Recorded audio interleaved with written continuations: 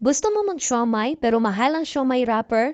O malayo ang palengke? Hindi na yan problema ngayon dahil pwede ka nang gumawa ng sarili mong siomai wrapper. 3 ingredients lang ang kailangan natin.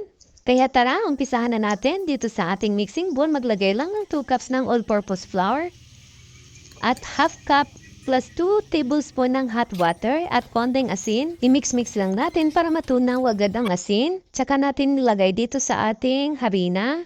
I-mix-mix lang nating mabuti.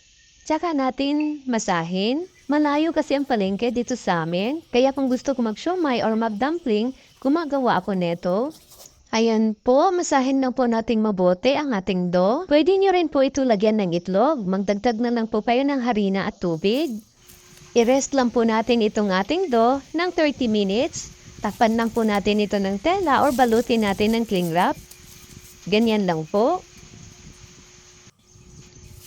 At ayan na po, after 30 minutes, mag-dust lang po tayo dito ng cornstarch para hindi dumikit ang dough. May kanya-kanyang proseso sa paggawa nitong siomai wrapper. Pwede nyo naman i-flatten itong buong dough, tsaka nyo i-cut gamit ang cookie cutter. Kung wala kayong cookie cutter, pareho tayo. Pwede kayo gumamit ng paso, pang-cut, or kahit anong bagay na pwede nyo gamitin dito. Maliit lang kasi itong area ko, kaya eto, paisa-isa ang pag-flatten ko. Gamit ang rolling pin. Kung wala kayong rolling pin, pwede naman gumamit kayo ng baso. Kailangan lang natin na i-flatten talagang mabuti ang dough. Kasing nipis na nabibili natin na siomai wrapper sa palengke. Ayan.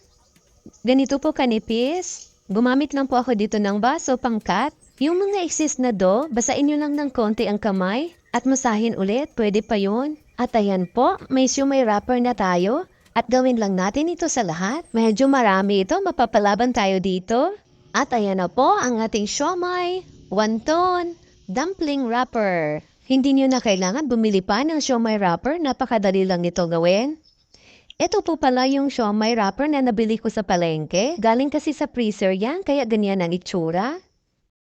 Shoutout po pala kay Elmer Basanis Pamisaran watching from Sibalom Antique. Kaya ko ginawa itong ating recipe dahil kay Maria Army Ribadola.